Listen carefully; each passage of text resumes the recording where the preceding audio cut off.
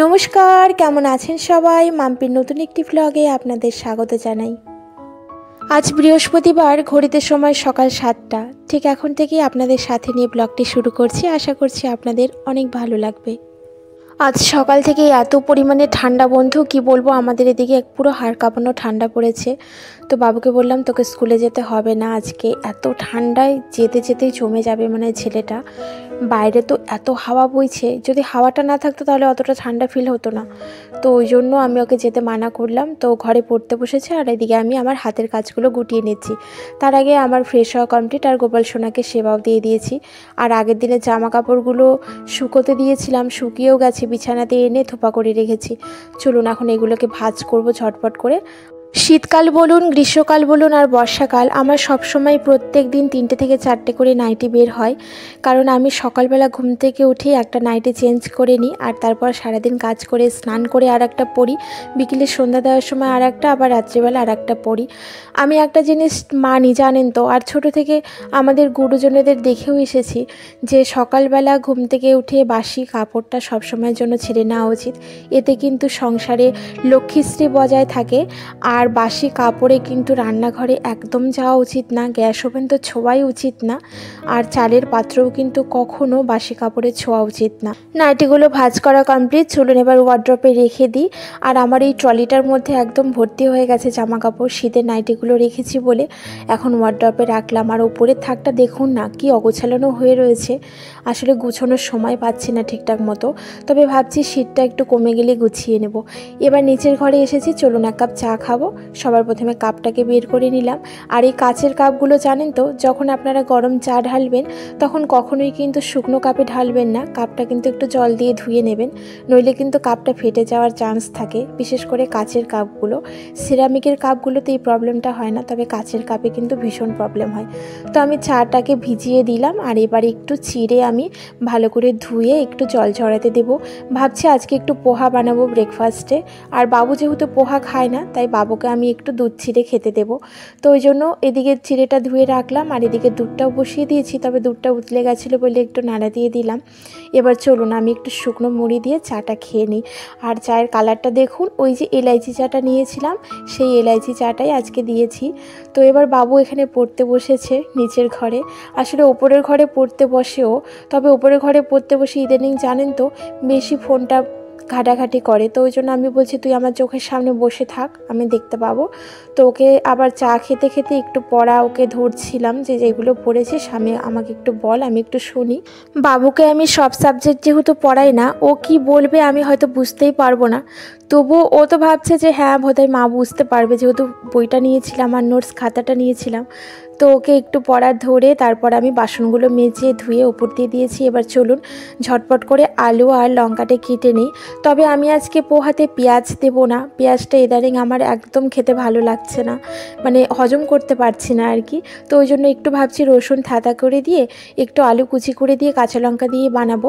তো আলুটা আমার কাটা হয়ে গেল প্রায়, এবার লঙ্কাটাও কাটবো। বাড়িতে বলুন আর সংসারে বলুন, লক্ষ্মীর কৃপা বজায় রাখতে গেলে আমরা কতই না পুজো আর্চা করে থাকি, কতই না মা লক্ষ্মীকে তার পছন্দের সহিত ভোগ নিবেদন করি। কিন্তু একটা কথা জানেন তো, যে মা লক্ষ্মীর প্রতীক কিন্তু বাড়ির মেয়েরাই।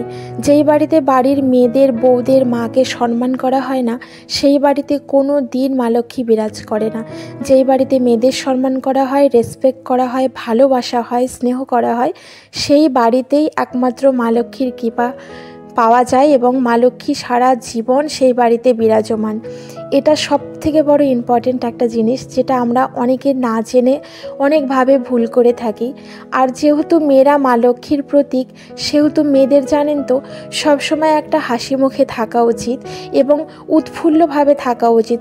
কাজটা মুখে মুখ ভার করে কারো সাথে একদম বিচ্ছিরিভাবে কথা বলা, যে আমি রাগ প্রকাশ করছি, কারো উপস্থিতিতে বিরক্তি বোধ করা, এইগুলো যদি কোনো বাড়ির মেয়েরা বউরা করে থাকে তাহলে সেই বাড়িতে কখনো মা লক্ষ্মী থাকে না। এবং মা লক্ষ্মী যদি না থাকে তাহলে সেই সংসারে কিন্তু কখনো সাংসারিক দিক থেকে আয় উন্নতিও হয় না এবং দেখবেন একটা বাড়িতে সবসময় বিশৃঙ্খলা সৃষ্টি হয়। তো আমার এদিকে পোহাটা বানাতে দিয়েছি, আর এবার এই যে চিড়েটা একটুখানি খেজুরের গুড় দিলাম, নলেন গুড় আর কি কেটে দিলাম, আর তার মধ্যে একটা বানানা কুচি কুচি করে কেটে দিয়েছি, সঙ্গে 3 হাতার মতন দুধ দিলাম। এবার চলুন ছেলেটাকে দিয়ে দিই। এই যে ও লেখছিল বসে বসে, তো ওকে দিলাম। ও তো খেতে চাইলো না প্রথমে, তারপরে যেই দেখলো যে নলেন গুড় দিয়েছি, নলেন গুড় খেতে খুব ভালোবাসে, তখন ও খেয়ে নিল। আর এবার আমার আর আমার হাজব্যান্ডের জন্য এই যে পোহাটা রেডি হয়ে গেছে, এবার প্লেটে প্লেটে বেড়ে খেয়ে নেব। চলুন।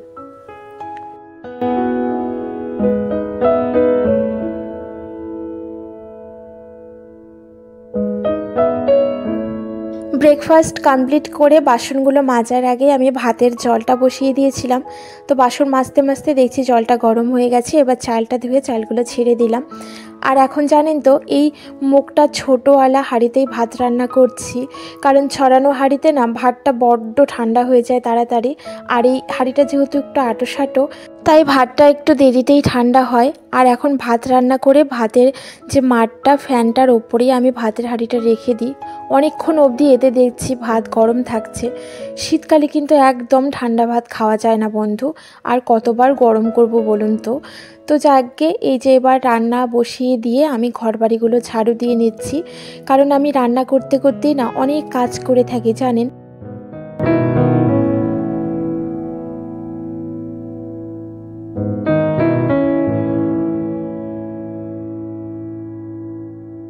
ঝাড়ু দেওয়া কমপ্লিট হয়ে গেল, এবার নোংরাটা তুলে বাইরের দিকে চলুন ফেলে দিয়ে আসি, কারণ নোংরাটা না ভেতরে আমি রাখি না। এই যে ঘর ঝাড়ুর নোংরাটা সবসময় আমি বাইরে ফেলে দেওয়ারই চেষ্টা করি।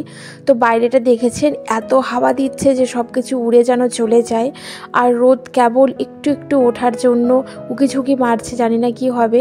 তবে কালু এখানে শুয়েছিল বস্তাটার মধ্যে, ও আবার নিচের দিকে নেমে গেল, ঝাড়ু দিব বলে উঠতে বললাম। আর এখন এই যে রান্নাঘরের পাপোশ দুটোকে বাইরে নিয়ে এসে একটু গাছের সাথে বাড়ি মেরে মেরে ঝেড়ে নিয়ে যাই, কারণ বালু থাকে ধুলো থাকে, এগুলো যদি একটু বাড়ি মেরে ঝেড়ে নেওয়া যায় তাহলে বালুটা একদম সম্পূর্ণভাবে বেরিয়ে যায়। তো চলুন তাড়াতাড়ি করে যাই ঘরের ভেতরে, কারণ বাইরেটা থাকা যাচ্ছে না, এত পরিমাণে ঠান্ডা হাওয়া দিচ্ছে। আর এই ইনাকে দেখুন, আমি বলছি যে চলে আয়, আবার ওপরে চলে আয়, না বালুতে বসে রয়েছে। আর ওপরে আসতেই এই যে দেখুন না সব কটা আবার পেছন লেগেছে, এবার বিস্কিট দাও, মানে ওদের বিস্কিটের ক্ষুধা লেগেছে। তারপরে আবার বিস্কিট এনে দিলাম। তবে কালু আমাকে দেখে প্রচণ্ড ভয় পায়, একটুও কাছে আসবে না, ওকে ধরতে গেলে একদম পালিয়ে যায়। তবে এই ধলি আবার খুব ভালো, ওকে যদি আমি আদর করি বা মাথায় হাত বুলিয়ে দিও কিচ্ছুটি বলে না। তো ওদেরকে আমি বিস্কিট খাইয়ে হাত পা আবার ভালো করে ধুলাম, ধুয়ে এবার উলিকোটের নাইটিটাকে ছেড়ে মুখে একটু ফেস প্যাক অ্যাপ্লাই করেছি। আর এবার ঘর বাড়িগুলোকে ভালো করে মুছে নিই, কারণ আজকে যেহেতু বৃহস্পতিবার, সেহেতু আজকে লক্ষ্মী পুজোও দিতে হবে, তো ওই জন্য ঘর বাড়ি তো মুছতেই হবে বন্ধু, না মুছলে তো হবে না। আর রাত্রিবেলা এখন না বড্ড ঠান্ডা লাগছে, নইলে আমি বুধবার রাত্রিরেই ঘরগুলো মুছে রাখি, মানে বুধবারের দিনই মুছে রাখি। তবে এখন না একদম পাড়াই যাচ্ছে না, রাত্রিবেলা শুকোতে চাইবে না। তো ঘর বাড়ি মুছে স্নান করে এবার চলুন পুজোটা দিয়ে দিই। আর এই যে ভোলানাথকে আমি জল অর্পণ করছি, আর ওদিকে মা লক্ষ্মীর পুজোটা আগে দিয়ে দিয়েছি, কারণ গণেশ পুজো না করে কিন্তু কোনো ঠাকুরের পুজো করা যায় না। যেহেতু আমার লক্ষ্মী গণেশ এই পাশে রয়েছে, ওই জন্য লক্ষ্মী গণেশের পুজোটাই আমি আগে করি। চলুন এবার ঝটপট করে পাঁচালিটা পরে নিই। আর ওইদিকে বাবুকে বললাম তুই স্নান করে নে, ও স্নানে ঢুকেছে। আর এবার আমি এসেছি ব্যালকনিতে মা তুলসী মাতাকে একটু জল অর্পণ করব। তবে চলুন বন্ধুরা, আজ এখান থেকে বিদায় নেব আপনাদের কাছ থেকে। আপনারা সবাই ভালো থাকবেন, সুস্থ থাকবেন, আর আমার পাশে থাকবেন। যদি ভিডিওটি ভালো লাগে একটি লাইক করবেন। টাটা।